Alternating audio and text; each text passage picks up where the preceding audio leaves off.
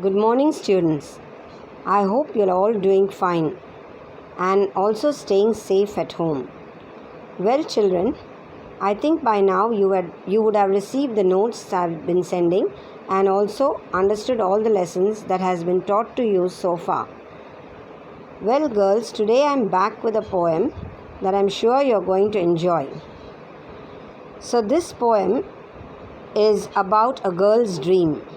Yes, girls, all of you have dreams, I'm sure about that. Some would like to become very good doctors, great teachers or engineers, lecturers, lawyers, and in different fields, some who like sports may want to become a great sports person. So girls today's girls are very talented and are capable of doing anything and joining any profession. But in our society, there is always discrimination. Boys are always preferred to girls in many fields. But today young women have proved themselves capable of doing anything. Well, children, we are now about to read a poem about a little girl who wanted to become a drummer. Her dream was to become a renowned drummer. But in those days, way back in the 1930s, women were not allowed to become drummers and women were not allowed to do many things like this. So, this little girl, with her sheer grit and determination, became a renowned drummer in the end. She requested her father when she was a little 10-year-old girl to allow her to follow her dreams. She wanted to play the drums, but her father said that girls were not allowed to play drums. And this happened in Cuba. This is a little Chinese African Cuban girl, Milo Castro. So here our little Milo Castro wanted to become a drummer. And we see in this poem that she proved to the world that girls can do anything and become anything great if they followed their will and heart. And here goes the poem, The Drum Dream Girl. The Drum Dream Girl is a poem written by Margarita Engel. Margarita Engel was born in 1951. She was a Cuban-American poet and an author.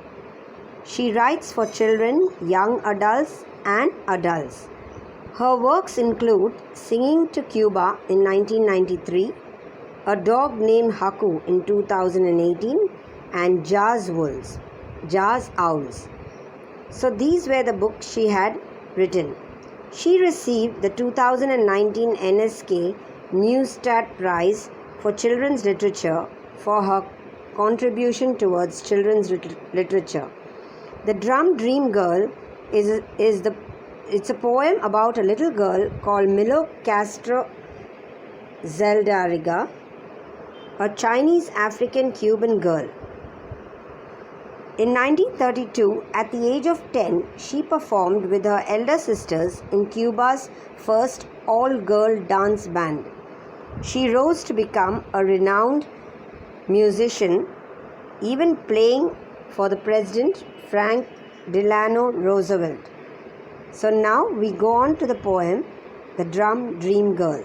Now girls, please listen attentively to the poem that I'm about to read now. On an island of music in a city of drum beats, the drum dream girl dreamed of pounding tall conga drums, tapping small bongo drums, and boom boom booming with long loud sticks on big round silvery moonbright timbals. But everyone on the island of music in the city of drum beats believed that only boys should play drums. So the drum dream girl had to keep dreaming quiet, secret drumbeat dreams. At outdoor cafes that looked like gardens, she heard drums played by men. But when she closed her eyes, she could also hear her own imaginary music. So girls, what's been said in the first few stanzas, is that in this island of Cuba, this girl had to dream of playing drums. She dreamt of playing tall Congo drums, of tapping bongo drums, and of playing on timbales, What are timbales? Timbales are also a type of drums made of metal. Conga is a type of narrow long drums. Bongo is a pair of small drums. So these are all different types of drums.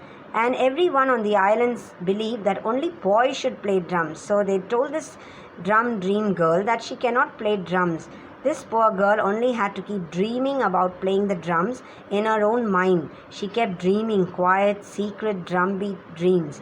And she wanted to play. Whenever she went outside, she looked at all the men playing the drums, and she closed her eyes and imagined her own self playing on the drums. Such was her desire to play the drums, but she was always told that only boys can play drums. So this is what is said about the girl in the first few stanzas. When she walked under wind-wavy palm trees in a flower-bright park, she heard the whir of parrot wings, the clack of woodpecker beaks, the dancing tap of her own footsteps, and the comforting pat of her own heartbeat. At carnivals, she listened to the rattling beat of towering dancers on stilts, and the dragon clang of costumed drummers wearing huge masks. At home, her fingertips rolled out their own dreamy drum rhythm on tables and chairs. And even though everyone kept reminding her that girls on the island of music have never played drums, the brave drum dream girl dared to play. So here, girls, they are telling you about how this little girl, each time she walked under wind-wavy palm trees, she walked under palm trees, she used to hear the whir of parrot wings, the tapping of the wings of parrot, and the clack of the woodpecker's beak.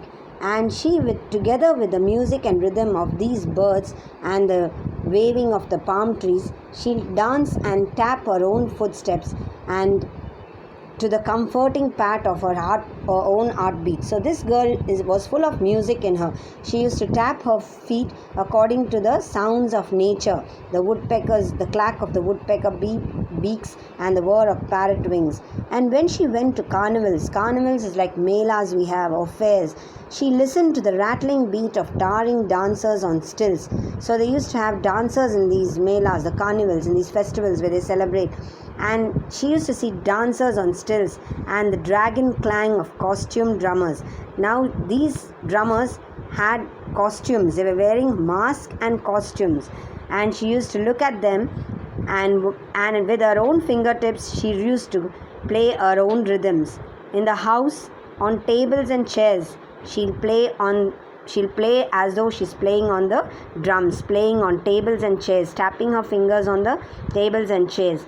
And everyone kept telling her that girls cannot play drums. They reminded her because she was always playing in the house on the tables and chairs, and when she went out, everyone knew that she was fond of playing drums. So they reminded her that girls on this island do not play drums.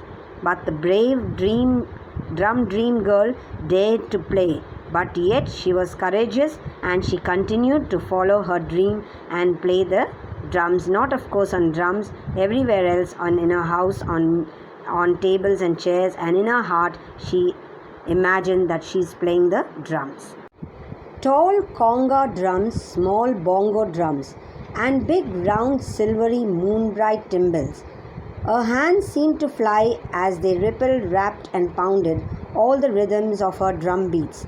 Her big sisters were so excited that they invited her to join their new all-girl dance band. But their father said only boys should play drums. So the drum dream girl had to keep dreaming and drumming alone, until finally her father offered to find a music teacher who could decide if her drums deserved to be heard. So here what we see is the girl continued to play on different things in her house, and always her heart pounded with the rhythm of drum beats. And when her sisters seen her playing, they were so excited to see that she is playing so well that they invited her to join their all-girl dance band. But the father said only boys should play drums, so this poor little girl had to just keep dreaming and drumming alone. And then one day her father finally relented, and he seen that his daughter deserved a music teacher. So he wanted to see what the teacher would say. whether she deserved to be playing drums or not. And so a teacher was hired to teach her to play the drums. The dream girl's teacher was amazed. The girl knew so much, but he taught her more and more and more. And she practiced and she practiced and she practiced until the teacher agreed that she was ready to play her small bongo drums outdoors at a starlit cafe that looked like a garden, where everyone who heard a dream bright music sang and danced and decided that girls should always be allowed to play drums, and both girls and boys should feel free to drum. So that's the end of the poem, where they tell us in these last few stanzas that the teacher was amazed to see how well she played, and so the teacher felt like teaching her more, and she taught her so much more, and this girl practiced so much every day that the teacher at last said that she was ready to play the bongo drums in a starlit cafe. And when everyone heard her music, how she played on her drums, they sang and danced, and now they knew that girls could also play the drums. And from that day onwards, both boys and girls in the island of Cuba were allowed to play on the drums, and everyone agreed that it was right for both boys and girls to play drums. It was not confined to only boys alone. So this poem, girls, is full of imagery. You can see how beautifully the poet expresses the sounds you could almost hear. You can hear the sound of drums.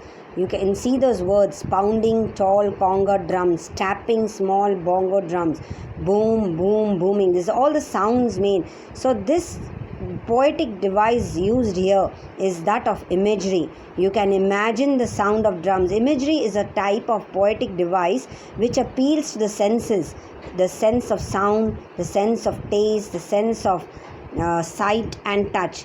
You can see the sounds here, or the sense of sound. It appeals to our senses. You can hear the whir of parrot wings. She heard the whir of parrot wings, the clack of woodpecker beaks. And then you see, which appeals to the sense of sight are these lines.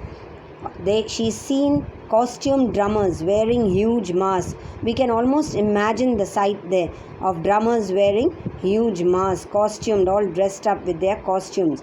And again, the touch. At home, her fingertips rolled out their own dreamy drum rhythm on tables and chairs. So you can find the sense of touch here.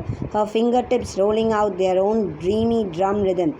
So this is a beautiful poem with a lot of imagery here. If you go through the whole poem again, you find in many places the poet almost allows us to hear the sound of the drums, and when the girl walks in under the palm trees, you can hear the sound of the birds, and then as she plays on her fingertips, you can almost feel, hear and sense the sound. So that is the poetic device used in this poem. You see her hands seem to fly as they ripple wrapped. You can sense the imagery in this poem, which appeals to our senses of sight, sound and touch.